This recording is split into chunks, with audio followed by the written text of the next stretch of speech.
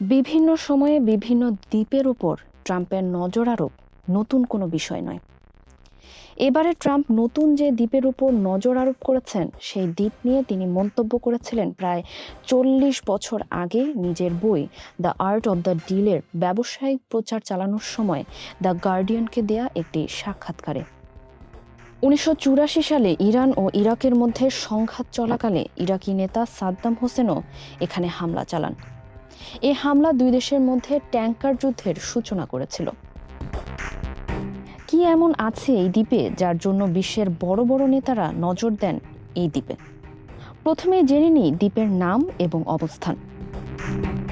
ছোট্ট খাড়ক দ্বীপ, কৌশলগতভাবে গুরুত্বপূর্ণ নৌপথ হরমুজ প্রণালীর উত্তর পশ্চিমে 7.7 বর্গমাইল এলাকা জুড়ে দ্বীপটি বিস্তৃত।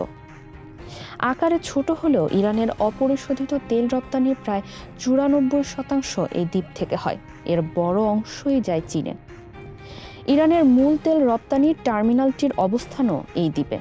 ছোট্ট এই দ্বীপ দখলে চলে গেলে ইরানের অর্থনীতি ক্ষতিগ্রস্ত হতে পারে এবং এর ধ্বংসাত্মক প্রভাব দীর্ঘদিন থেকে যেতে পারে।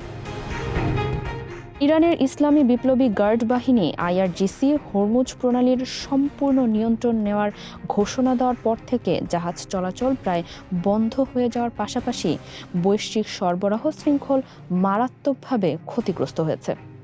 এর সরাসরি প্রভাব পড়েছে বৈশ্বিক জ্বালানি বাজারে। তেলের দাম হঠাৎ বেড়ে ব্যারেল প্রতি $100 ছাড়িয়ে যায়।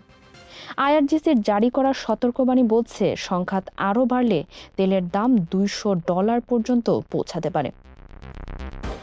এদিকে ইরানে হামলার আগে একটি কৌশলগত প্রস্তাব দিয়েছিলেন পেন্টাগনের সাবেক কর্মকর্তা মাইকেল রুবিন। যুক্তরাষ্ট্রভিত্তিক থিঙ্ক ট্যাঙ্ক আমেরিকান এন্টারপ্রাইজ ইনস্টিটিউটের প্রকাশিত এক নিবন্ধে তিনি বলেন, যদি প্রেসিডেন্ট ডোনাল্ড ট্রাম্প ইরানের প্রধান তেল রপ্তানি কেন্দ্র খাড়ক দ্বীপ ধ্বংস না করে দখল করেন, তবে ইরান সরকারের আয়ের প্রধান উৎস বন্ধ হয়ে যেতে পারে। এদিকে তেল বিশ্লেষক তামাস বার্গা মনে করেন, এমন পদক্ষেপ ইরানের শাসক গোষ্ঠীর জন্য বড় ধাক্কা হবে।